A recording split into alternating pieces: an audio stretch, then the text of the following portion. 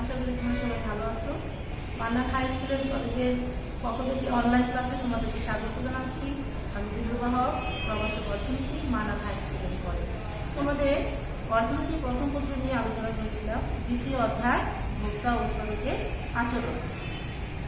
তাদের প্রতিষ্ঠা ছিল চাহিদা যোগানের সমতার বিন্দুতে কিভাবে ভারসাম্য দাম ও পরিমাণ নির্ধারিত হয়। এটা আমরা সমীকরণ দিয়ে ভারসাম্য দাম ও পরিমাণ বের করেছি এবং রেখাচিত্রের মাধ্যমে আমরা সেটা ব্যাখ্যা করেছি। আজকে আমরা আলোচনা করব অর্থনীতির দ্বিতীয় পত্র, অর্থাৎ অর্থনীতির দ্বিতীয় পত্রের চতুর্থ অধ্যায় জনসংখ্যা, মানব সম্পদ এবং আত্মকর্মসংস্থান। তাহলে বন্ধুরা চলো ক্লাসে ফিরে আসি। আমরা আজকে আলোচনা করব আমরা অর্থনীতির দ্বিতীয় পত্রের চতুর্থ অধ্যায় জনসংখ্যা, মানব সম্পদ এবং আত্মকর্মসংস্থান, population, human resource and self employment. তাহলে প্রথমে আমরা আলোচনা করব জনসংখ্যার পরিমাপ ও ঘনত্ব।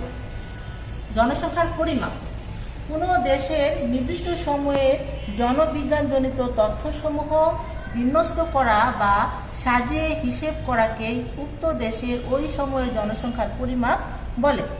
এবার আসো জনসংখ্যার ঘনত্ব, ডেন্সিটি অফ পপুলেশন। জনসংখ্যার ঘনত্ব বলতে সাধারণত কোনো নির্দিষ্ট এলাকা বা দেশের ভূমির সাথে জনসংখ্যার অনুপাতকে নির্দেশ করে, অর্থাৎ প্রতি বর্গ মাইল বা প্রতি বর্গ কিলোমিটারে কতজন লোক বাস করে তার পরিমাপকে জনসংখ্যার ঘনত্ব বলে। শিক্ষার্থী বন্ধুরা, তাহলে জনসংখ্যার ঘনত্ব ভেরি ভেরি ইম্পর্টেন্ট। খুব ভালো করে জনসংখ্যার ঘনত্বের সংখ্যাটা পড়বা। প্রতি বর্গ মাইল বা প্রতি বর্গ কিলোমিটারে কতজন লোক বাস করে তার পরিমাপকে জনসংখ্যার ঘনত্ব বলে। তাহলে জনসংখ্যার ঘনত্ব নির্ণয়ের সূত্র হচ্ছে ডিপি সমান summation TP divided by summation TA. DP হচ্ছে density of population, summation TP হচ্ছে টোটাল পপুলেশন, সামেশন টিএ হচ্ছে টোটাল এরিয়া, অর্থাৎ টোটাল মোট জনসংখ্যাকে মোট আয়তন দ্বারা ভাগ। এখানে সামেশন টিপি হচ্ছে নির্দিষ্ট সময়ে নির্দিষ্ট স্থানের বা দেশের মোট জনসংখ্যা এবং সামেশন টিএ হচ্ছে উক্ত স্থানের মোট জমির পরিমাণ বা আয়তন। একটা উদাহরণের সাহায্যে আমরা ব্যাখ্যা করি। 2011 সালে বাংলাদেশের আদমশুমারি অনুযায়ী মোট জনসংখ্যা ছিল 14,97,70,000 এবং মোট আয়তন ছিল 1,47,570 বর্গ কিলোমিটার। হলে জনসংখ্যার ঘনত্ব কত হবে? তাহলে আমরা সূত্রে বসাবো। আমাদের সূত্রটা কি ছিল? ডিপি সমান summation TP divided by summation TA. তাহলে এখানে মোট জনসংখ্যা কত? 14,97,70,000। তাহলে মোট জনসংখ্যাকে মোট আয়তন দ্বারা ভাগ। আয়তন কত? 1,47,570 বর্গ কিলোমিটার। তাহলে মোট জনসংখ্যাকে মোট আয়তন দ্বারা আমরা ভাগ করতেছি। ভাগ করে আমরা পেলাম 1015 জন, অর্থাৎ প্রতি বর্গ কিলোমিটারে 1015 জন লোক বাস করে। তাহলে এভাবে আমরা জনসংখ্যার ঘনত্ব বের করতে পারবো। বন্ধুরা, জনসংখ্যার ঘনত্ব খুব ভালোভাবে বুঝো, কারণ প্রতিটা পরীক্ষায় জনসংখ্যার ঘনত্ব নির্ণয় আসে এবং জনসংখ্যার ঘনত্ব নির্ণয়ের সূত্রটা খুব ভালোভাবে আয়ত্ত করবে। ঠিক আছে? তার নৈবেদ্যিকে আসে, জনসংখ্যার ঘনত্ব তোমার অনুধাবনে আসে, হ্যাঁ, অনেক সময় জ্ঞানমূলক আসে। জনসংখ্যার ঘনত্ব বলতে কি বুঝো? তাহলে আমরা এইভাবে জনসংখ্যার ঘনত্ব নির্ণয় করতে পারবো। বোর্ড পরীক্ষাও কিন্তু এটা ইম্পর্টেন্ট। এবার আমরা আসি জনসংখ্যার নির্ধারক সমূহ। তাহলে আসা যাক জনসংখ্যার নির্ধারক কাকে বলে। যে সকল উপাদানের উপর কোনো স্থানের জনসংখ্যা নির্ভরশীল ওই সকল উপাদানকে জনসংখ্যার নির্ধারক বলে। অর্থাৎ যে সকল উপাদানের উপর কোনো স্থানের জনসংখ্যা নির্ভরশীল ওই উপাদানকে কি বলা হয়? জনসংখ্যার নির্ধারক। অথবা যে সকল উপাদান বা বিষয়সমূহ কোনো দেশের জনসংখ্যা হ্রাস বৃদ্ধিকে প্রভাবিত করে সেগুলোকে জনসংখ্যা নির্ধারক বলে। 1 নম্বর পয়েন্ট, জন্মহার। জন্মহার বলতে নির্দিষ্ট বছরে কোনো দেশের প্রতি হাজারে মোট জীবিত জনসংখ্যাকে নির্দেশ করে। অর্থাৎ নির্দিষ্ট বছরে কোনো দেশে প্রতি হাজারে মোট জীবিত জনসংখ্যাকে নির্দেশ করে। জন্মহার নির্ণয়ের সূত্র অর্থাৎ স্থূল জন্ম হার, সংক্ষেপে আমরা বলি সিবিআর। সিবিআর এর পুনরূপটা তোমরা খুব ভালোভাবে জানবা, crude birth rate. Crude birth rate সংক্ষেপে হচ্ছে সিবিআর। সিবিআর সূত্র হচ্ছে নির্দিষ্ট বছরের জীবিত জন্ম সংখ্যা, নির্দিষ্ট বছরের জীবিত জন্ম সংখ্যা বিবেচ্য বছরে ডিভাইডেড বাই বিবেচ্য বছরের মধ্যবর্তী সময়ের মোট জনসংখ্যা। অর্থাৎ নির্দিষ্ট বছরের জীবিত জনসংখ্যাকে সামেশন বি দ্বারা প্রকাশ করা হয়েছে, কারণ মোট জীবিত মানে মোট হচ্ছে সামেশন দ্বারা প্রকাশ করা হয়েছে, আর জীবিত হচ্ছে বার জন্মসংখ্যা।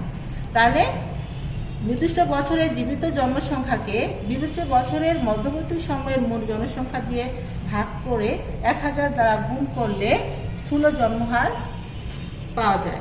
অর্থাৎ সিবিআর এর সূত্র হবে summation b divided by summation p into 1000। তাহলে সিবিআর এর সূত্রটা খুব ভালোভাবে শিখবে, ভালোভাবে আয়ত্ত করবে।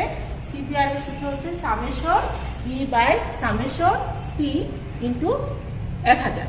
এখানে সামেশন বি হচ্ছে নির্দিষ্ট বছরের মোট জীবিত জন্মসংখ্যা, সামেশন পি হচ্ছে নির্দিষ্ট বছরের মধ্য সময়ের মোট জনসংখ্যা। তাহলে বন্ধুরা স্থূল জন্মহার নির্ণয়ের সূত্রটা আমরা এভাবে বের করব। সূত্রটা খুব ভালোভাবে মুখস্থ করবে। প্রত্যেকটা পরীক্ষায় এই সিবিআর নির্ণয়ের সূত্র আসে, অনেক সময় নবী থেকে আসবে, অনেক সময় তোমার জ্ঞানমূলকে আসবে। হ্যাঁ, যে সিবিআর সূত্রটি লিখো, সিবিআর পুরো রূপটা খুব ভালো করে আয়ত্ত করবে।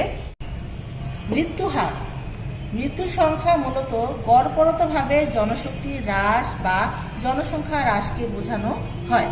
নির্দিষ্ট সময়ে কোনো দেশে প্রতি 1000 মানুষের মধ্যে মৃত্যুর সংখ্যা দ্বারা মৃত্যু হার পরিমাপ করা হয়। স্থূল মৃত্যু হারের সূত্র, স্থূল মৃত্যু হার হচ্ছে সিডিআর। সিডিআর এর পুনরূপ হচ্ছে ক্রুড ডেথ রেট।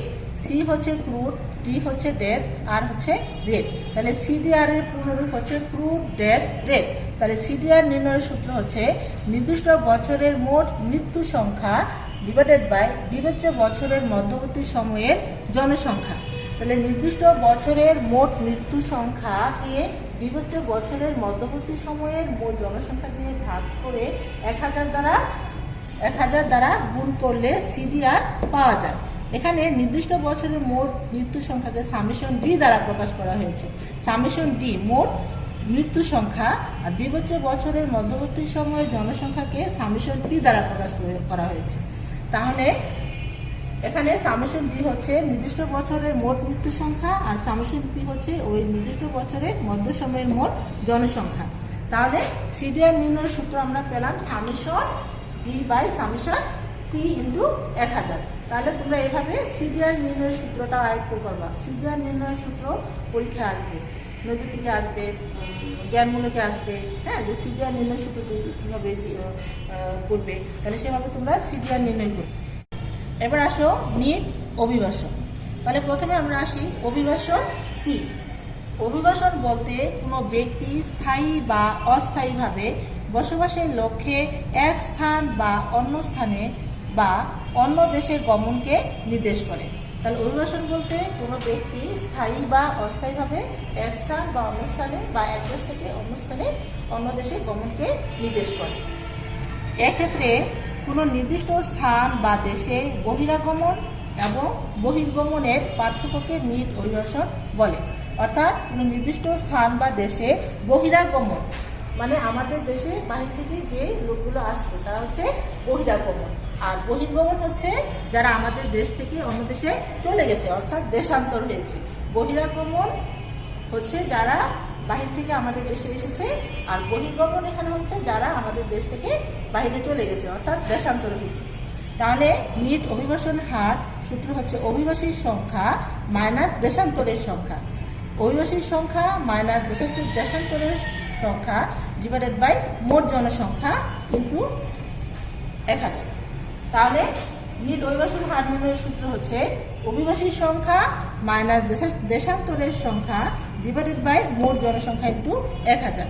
তাহলে বন্ধুরা এই যে জনসংখ্যার নির্ধারক সমূহ আলোচনা করলাম, জন্মহার নির্ণয়ের সূত্র অর্থাৎ সিবিআর, মৃত্যুহার নির্ণয়ের সূত্র হচ্ছে সিডিআর, নিট অভিবাসন এর সূত্র হচ্ছে এনএমআর। তাই এই সূত্রগুলো খুব ভালো করে তোমরা আয়ত্ত করবে, কারণ এখান থেকে পরীক্ষায় প্রশ্ন আসবে, ঠিক আছে, এবং বোর্ড পরীক্ষা আসবে, এখান থেকে অনেক সময় অঙ্কও আসবে। হ্যাঁ, সময় স্বল্পতার কারণে আমি অঙ্কগুলো এখানে তোমাদের করাতে পারি নাই।